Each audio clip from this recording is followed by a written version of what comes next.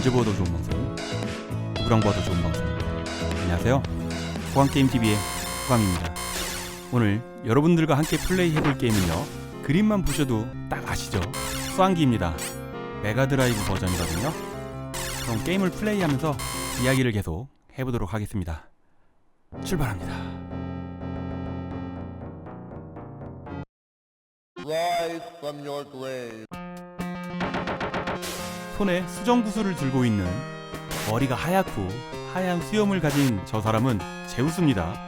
뭐라고 말을 한 거냐면요, Rise from your grave, 무덤에서 일어나거라 라고 하는 겁니다. 그리고 하얀색 늑대를 죽인 다음에 먹는 구슬, 스피릿볼이라고 하는데요, 그 구슬을 먹은 다음에 파워업인데 아울업 그렇게 들렸죠. 이 게임은 오락실에 1988년 6월에 등장을 했는데요, 그리고 나서 5개월 후에 메가드라이브로 이식이 됐습니다. 이 게임이 메가드라이브 판매에 굉장한 영향을 끼친 건 다들 예측을 하실 텐데요, 맞습니다. 그리고 이 게임이 메가드라이브로 세 번째 발매된 게임이고요.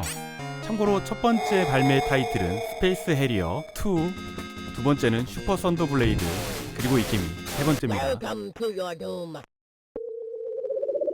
첫 번째 스테이지 배경은 묘지입니다.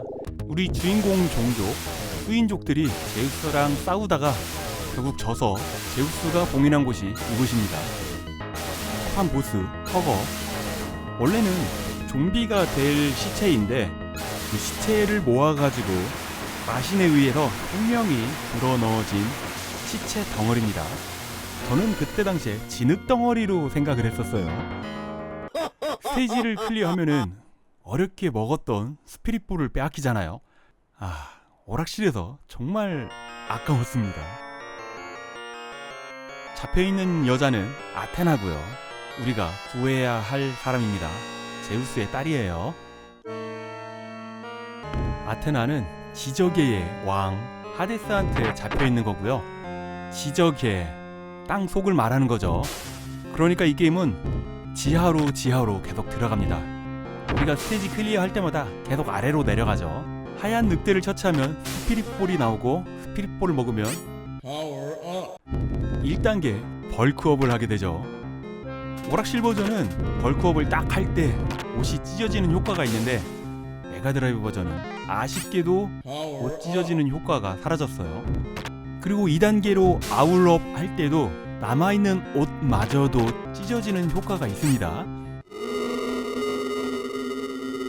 수환기에서 대부분 제일 좋아하는 변신이 이 용 변신이 아닐까 생각을 하는데요, 저도 굉장히 좋아하는 변신이 이 용입니다. 이름은 웨어 드래곤. 2인용 할 때 둘 다 이 드래곤으로 변신을 했다. 함께 있을 때 우린 아무것도 두려울 것이 없었죠. Welcome to your doom. 보스가 등장할 때 하는 말 Welcome to your doom. 그 당시에는 뭐라고 하는지 몰랐지만 Welcome to your doom, 네 운명은 여기까지다, 이 정도 해석이 되겠죠. 이 게임은 오락실이랑 다르게 판정이 많이 다릅니다. 오락실에서는 지금 제가 있는 이 위치에서 뒤돌아서 전기만 쏴주면은 쉽게 클리어가 됐는데, 여기서는 안 통하더라고요. 그래도 어렵지 않게 클리어했습니다. 아까운 스피릿볼을 가져가네요. 스피릿볼은 순수한 정신의 덩어리입니다. 하얀색 늑대의 몸에서만 만들어진다고 합니다.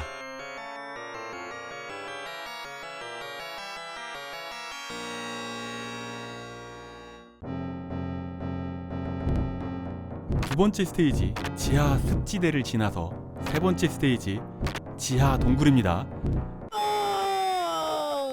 판정이 굉장히 오묘합니다. 오락실처럼 생각하면은 안 맞아요. 하지만 난이도는 오락실보다 쉬운 편이에요. 그리고 이 게임은 죽어도 컨티뉴가 안 됩니다. 스테이지를 클리어해도 에너지가 다시 차오르지도 않고요. 그러니까 3마리 에너지 3칸으로 엔딩을 봐야지만 되는 건데, 오락실보다 난이도가 쉽다고 그랬지 쉬운 게임은 아닙니다. 하지만 적들이 나오는 위치는 정해져 있기 때문에 반복에 반복을 하다 보면은 언젠간 어렵지 않게 끝판을 깰 수 있는 정도의 난이도는 돼요. 제가 제일 재미없다고 생각하는 변신입니다. 첫 판 보스도 그랬고 두 번째 보스도 그랬고 세 번째 보스도 이쪽 끝에서 계속 이렇게 굴러만 주면 됩니다. 오락실은 이렇게 되질 않는데 가족용으로 이식되면서 약간의 구멍이 있어요. 보스가 어렵지가 않습니다. 특히 이 세 번째 보스는 아주 잘 구멍입니다.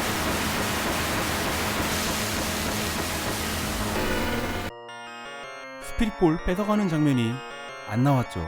버그인가봐요. 저 아무것도 안 눌렀는데 그냥 이렇게 넘어가 버렸습니다. 아테나는 새로 변하고 있나봐요. 네 번째 스테이지입니다. 여기는 지하 궁전이고요. 그래도 왕급이 사는 곳이라고 지하 궁전도 있어요. 스피릿볼을 안 먹으면은 처음에는 다시 먹으라고 보스가 들어가고 두 번째도 들어가는데 세 번을 만나면은 그냥 변신 못한 상태로 싸우게 됩니다. 저는 오락실에서 변신 안 한 상태로 싸우는 사람을 본 적이 없었거든요. 그런데 여기서 궁금증이 생겼습니다. 변신 안 한 상태로 싸우다가 죽었다. 그러면 컨티뉴를 하면은 어떻게 될 것인가 해봤더니 변신한 상태로 싸우게 해주는 게 아니고 변신 안 한 상태로 그냥 다시 싸우게 하더라고요. 아니 그럼 누가 컨티뉴를 하겠냐고요. 저는 당연히 변신 상태에서 싸우게 해줄 줄 알았거든요. 인간 상태로 보스를 클리어했다 그러면 스피릿볼을 뺏어가는 장면이 궁금했거든요. 아무것도 없는 몸을 쥐어짜는 아주 무서운 장면을 보여주네요. 이번 변신한 우리의 모습은 웨어 타이거라고 하고요. 모습은 좀 멋있긴 한데 장풍도 느리게 날아가고 그리고 위아래로 움직이는 기술 이름은 버티컬 임펄스라고 하는데 웨어울프에 비하면은 공중 공격만 하니까요 성능이 좀 아쉽죠. 무적 공격이 아닙니다. 보스 몸에 닿으면은 에너지가 빠지거든요. 마지막 말입니다. 보스가 앞으로 쏘는 불 공격 외에 작은 용 한 마리가 꾸준히 튀어나오죠. 저 용은 놔두면은 또 한 마리 나오고 또 한 마리 나오고 누적이 됩니다.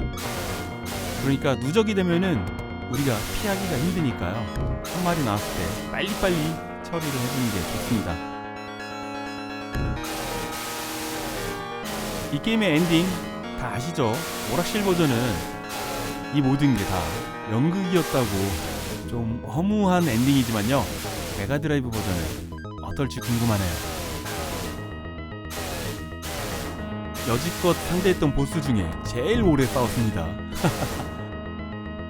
그것도 그럴 것이 이 게임에 나오는 보스 중에 체력이 제일 높아요.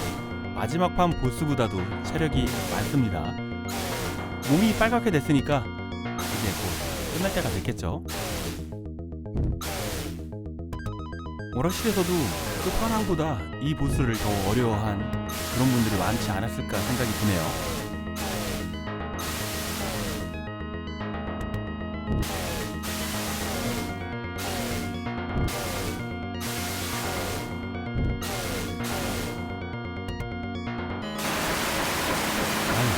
조금 지루했습니다. 그래도 에너지 소비 없이 클리어했으니까 다행이네요.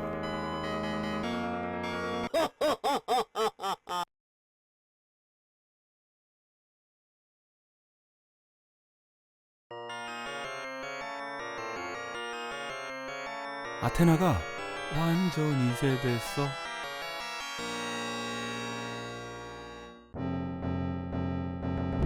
어두운 지하 궁전을 지나니까 여기는 지옥의 느낌이 납니다. 왼쪽 아래에 뭉크의 절규 패러디한 거 맞겠죠? 지나가면서 계속 나옵니다. 황금색 돼지가 나왔죠. 이름은 헬보어. 손에는 톰파를 가지고 있었어요.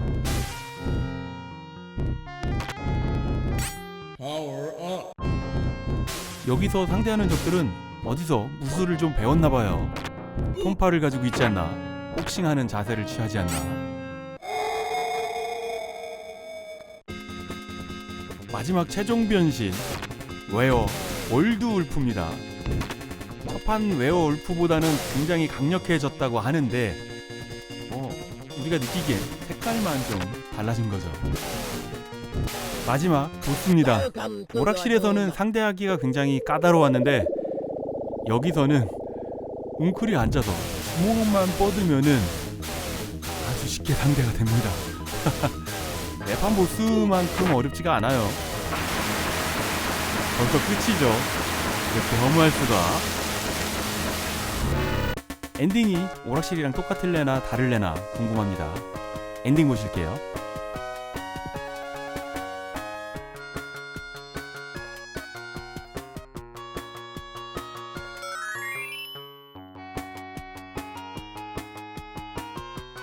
새로 변한 아테나가 다시 원래의 모습으로 돌아왔고 우리 주인공은 인간의 모습이 아니라 웨어울프 상태로 있네요.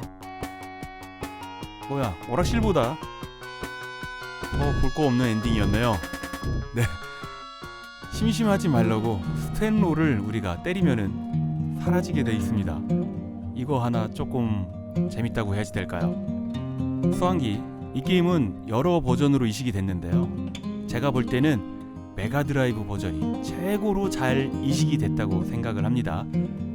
지금 보면은 약간 색감도 물 빠진 색감에다가 타격감도 이상하지만 그 당시에는 만족감 굉장히 높은 게임 중에 하나였어요. 오늘도 귀중한 시간 내주셔가지고요, 호감게임TV를 봐주셔서 정말 감사합니다. 호감게임TV를 봐주시는 모든 분들 언제나 하시는 일 술술술술 풀리기를 제가 늘 바라고 있는 거 아시죠? 저는 최대한 빠른 시간 내에 재밌는 게임 가지고요 금방 돌아오도록 하겠습니다. 그때까지 지금처럼 늘 건강하시고요. 금방 올게요. 감사합니다.